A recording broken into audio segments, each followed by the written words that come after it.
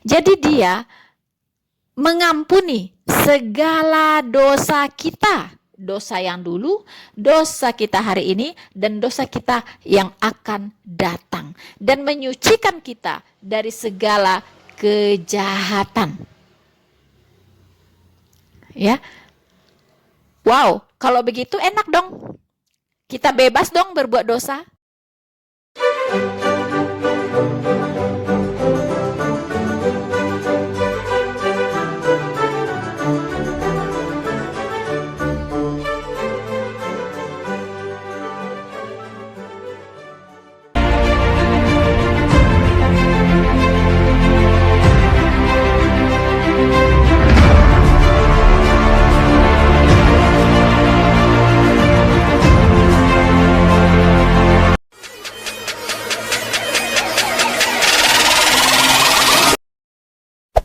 Hey there.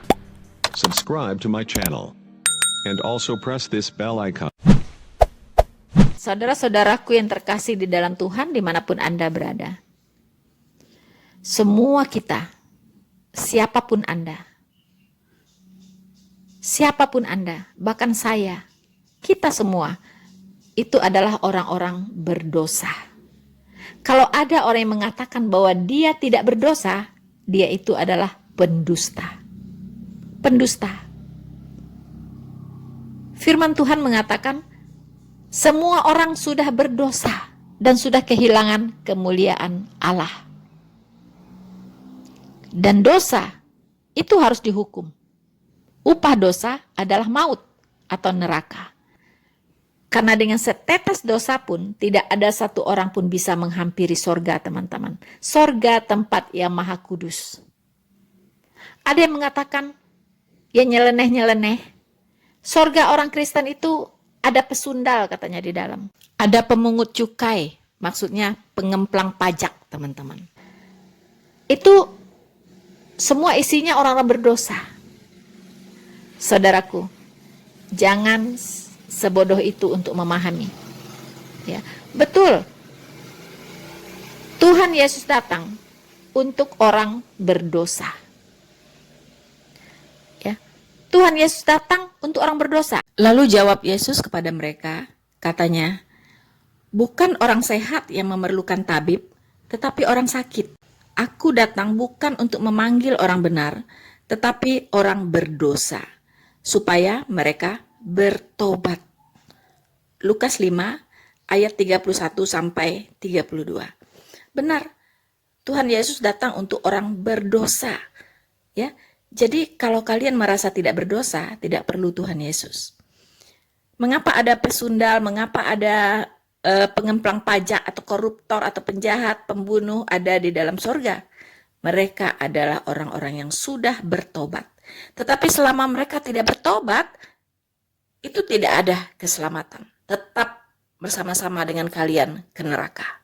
Paham? Tuhan Yesus berkata, aku datang untuk orang berdosa. Ya, bukan orang sehat yang membutuhkan tabib, tapi orang sakit. Jadi kalau ada yang mengatakan bahwa Anda tidak berdosa, Anda tidak butuh Tuhan Yesus. Ya. Tetapi selagi Anda merasa bahwa Anda sudah berdosa, lepas dari dosa kecil, dosa besar, sedikit, seon, sekilo, atau 1 ton, di mata Tuhan, dosa tetaplah dosa. Tidak ada dosa besar, dosa kecil, dan sebagainya. Dosa tetap dosa. Itu tidak ngaruh. Karena setetes dosa pun, ya, itu hukumannya adalah neraka. Karena sorga yang maha kudus tidak terhampiri oleh setetes dosa pun. Untuk itulah dosa harus dibereskan, diselesaikan. Lalu siapa yang bisa menyelesaikan dosa? Anda sendiri? No way. Tidak ada satu orang pun yang bisa menyelesaikan dosanya. Tidak ada. Ya. Tapi Allah datang ke dunia ini menjadi manusia. Mati di kayu salib untuk menggantikan Anda dihukum karena dosa. Lalu turun ke dunia paling bawah, yaitu neraka. Dan pada hari ketiga, dia bangkit. Dengan cara demikianlah dosa Anda bisa diselesaikan selagi Anda mau percaya kepadanya dan menerima Dia sebagai Tuhan dan Juru Selamat Anda. Kalau Anda tidak percaya kepadanya dan tidak menerima Dia sebagai Tuhan dan Juru Selamat Anda, dosamu tetap tidak bisa dibereskan. Dan engkau hanya bermimpi bisa masuk surga. Karena surga itu tempat yang maha kudus. Dosa harus dibereskan. Ya, berapa banyak? Seluruhnya. Seluruh dosamu. Dosamu yang dulu, dosamu yang hari ini, dan dosamu yang akan datang yang belum kau perbuat. Seluruhnya, segala dosa, segalanya. Dosa yang dulu, yang sekarang, dan yang akan datang yang belum engkau perbuat. Semuanya sudah dipakukan di kayu salib. Lalu, tidak percaya? Mari kita baca 1 Yohanes 1 ayat 9. Jika kita mengaku dosa kita, maka Ia adalah setia dan adil, sehingga Ia akan mengampuni segala dosa kita dan menyucikan kita dari segala kejahatan. Ya, jadi Dia mengampuni segala dosa kita, dosa yang dulu, dosa kita hari ini, dan dosa kita yang akan datang, dan menyucikan kita dari segala kejahatan. Ya, wow, kalau begitu enak dong. Kita bebas dong berbuat dosa? No way, ya, tidak demikian.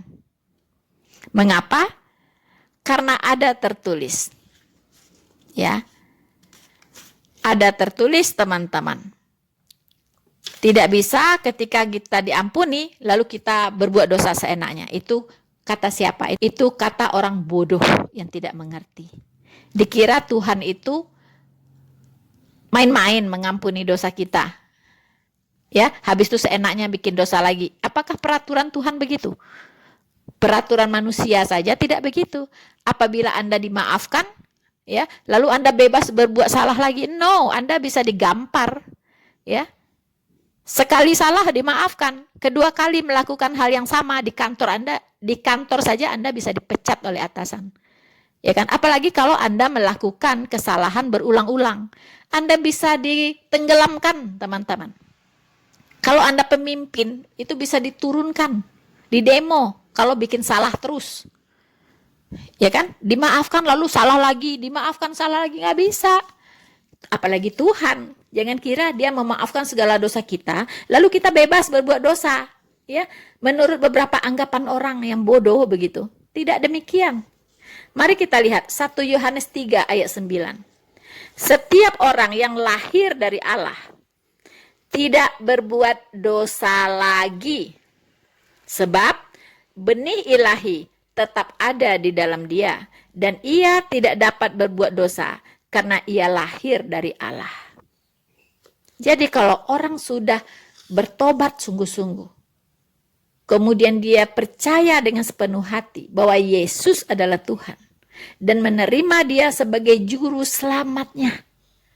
Ya, saat itu orang itu dimateraikan dengan Roh Kudus di hatinya.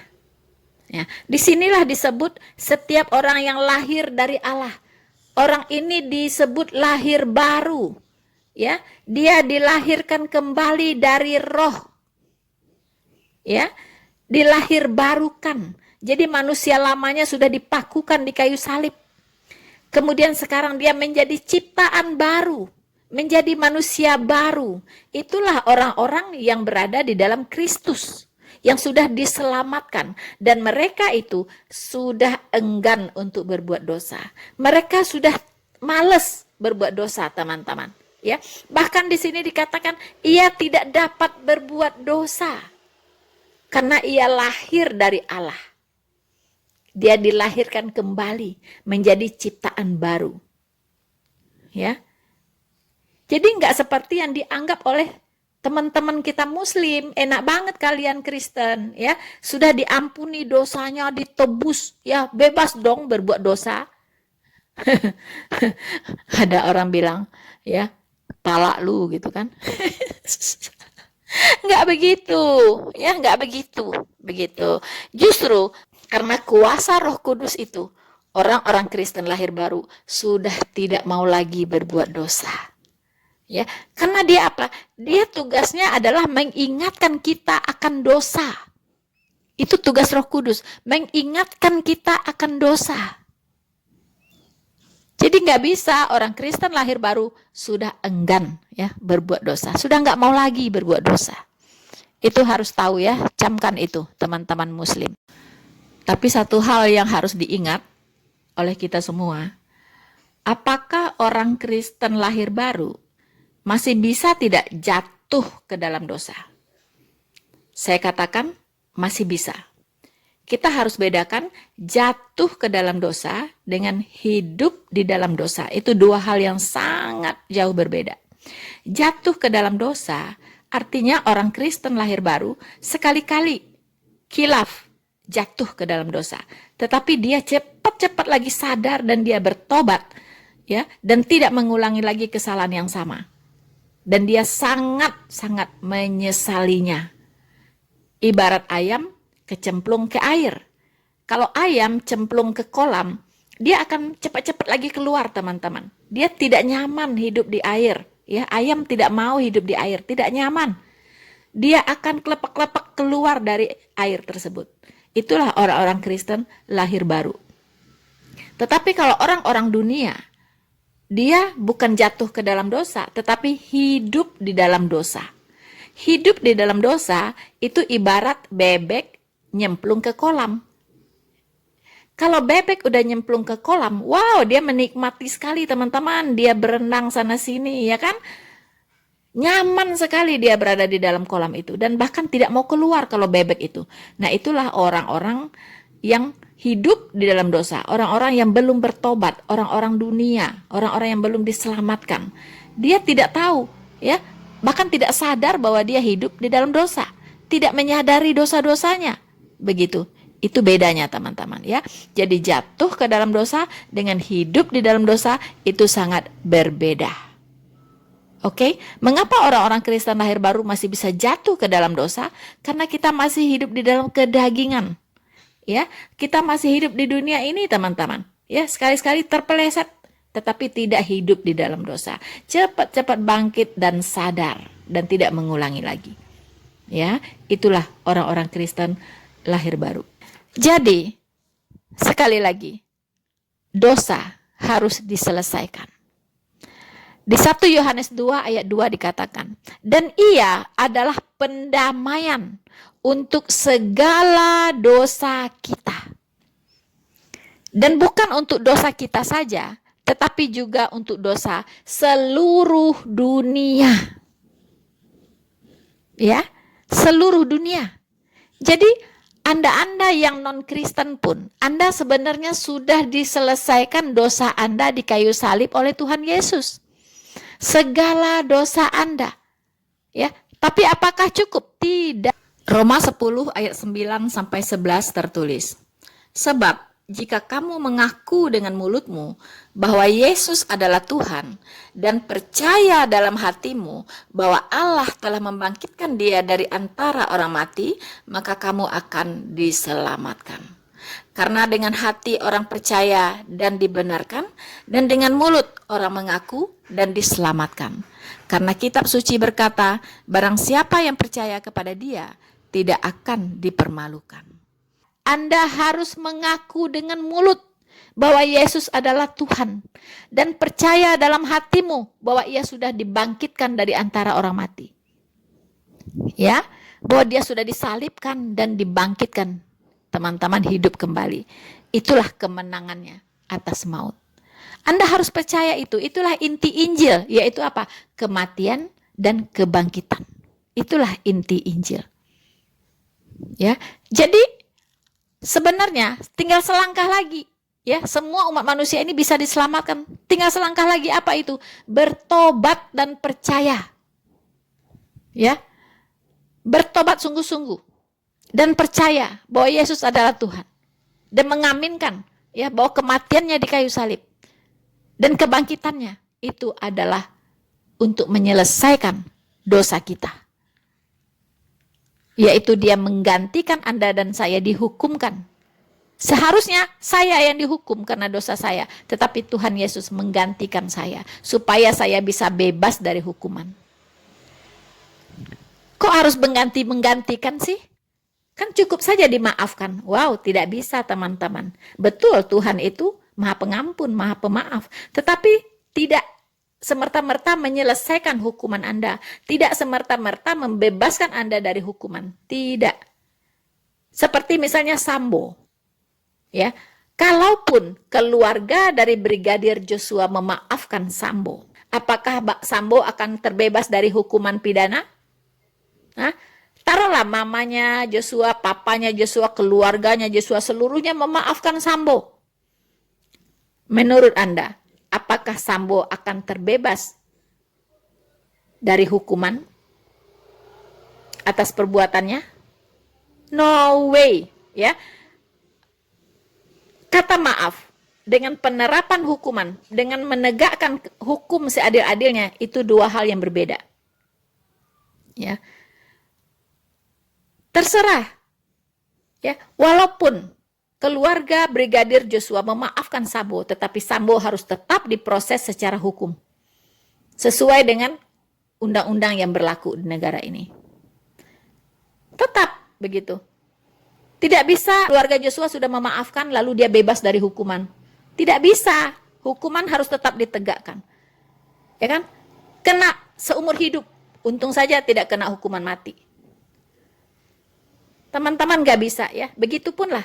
Ini hukum dunia yang mengadopsi hukum Allah. Allah memang Maha Pengampun. Ya, Dia Maha mengampuni. Tetapi itu tidak akan membebaskan Anda dari hukuman dosa Anda, teman-teman. Ya, Anda harus tetap diproses dalam pengadilan di akhirat nanti. Ya, Anda tetap akan dihakimi dan hakimnya itu adalah Tuhan Yesus. Tidak ada yang lain. Hakim yang akan memutuskan Anda ke neraka atau ke sorga itu adalah Tuhan Yesus. Dia adalah hakim yang adil. Hakim seluruh umat manusia. Ya, teman-teman. Begitupun hukum dunia ini, hakim yang akan memutuskan nanti berapa kenanya Sambo. Apakah hukuman seumur hidup seperti tuntutan dari jaksa, ya penuntut umum, ataukah nanti akan diberikan hukuman maksimal yaitu hukuman mati. Itu ada di tangan hakim. Nanti teman-teman, kita akan lihat. Hakim yang menentukan. Ya. Nah, siapa yang menentukan Anda ke surga atau ke neraka? Hakim. Siapa hakim itu? Tuhan Yesus. Begitu teman-teman. Ya. Tuhan Yesus begitu. Nah, lalu orang Kristen, apakah masih perlu dihakimi? Apakah masih perlu dihakimi? Kan sudah percaya Yesus. Orang-orang Kristen lahir baru itu masih tetap dihakimi. Ya, tetapi dihakimi bukan untuk dicemplungkan ke neraka, tetapi untuk menentukan jenis mahkota yang akan didapatkan.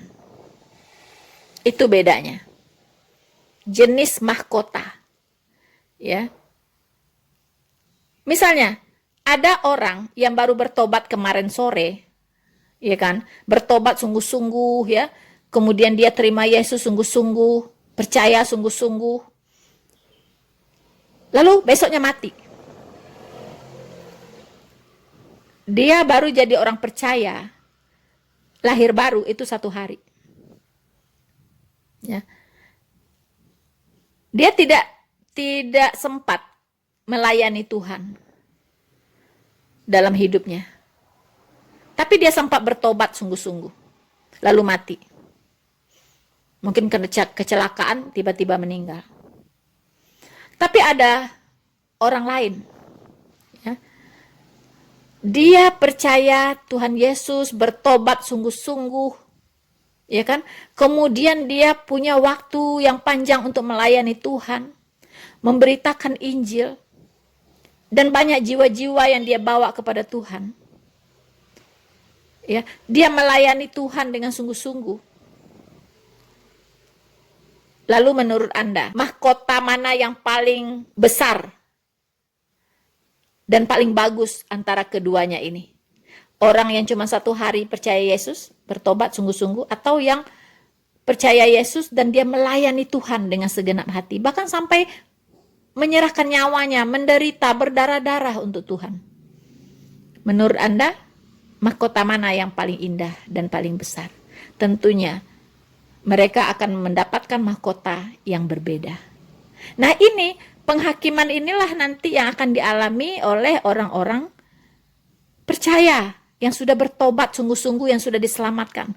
Ya, kalau yang orang Kristen KTP nggak pernah bertobat, nggak pernah melayani Tuhan, ya, nggak ngerti tentang iman kekristenan yang benar, nggak ngerti, cuman merek aja KTP, itu sama aja dengan yang orang-orang yang tidak percaya. Makanya Tuhan Yesus mengatakan dia akan memisahkan domba dengan kambing. Domba sebelah kanannya, kambing sebelah kirinya. Ya, kambing-kambing dihakimi untuk dilemparkan ke neraka. Tapi domba-domba dihakimi untuk menerima mahkota. Masuk ke dalam kehidupan kekal di sorga. So, saudara-saudaraku yang terkasih di dalam Tuhan dimanapun Anda berada, demikianlah video ini dipersembahkan untuk para hujater-hujater yang mengatakan bahwa Kristen itu beralusinasi. Ya. Kalau dosanya sudah diampuni, sudah ditebus, bebas dong untuk berbuat dosa. Begitu, teman-teman, ya. Mereka sudah hanyut dengan pikiran-pikiran yang menyesatkan. Semoga dengan video ini Anda semua tercerahkan dan tidak lagi tenggelam dalam kebodohan dan pikiran-pikiran yang menyesatkan. Bersama saya, Noverina Solihin, Tuhan Yesus memberkati Anda semua. Maranatha.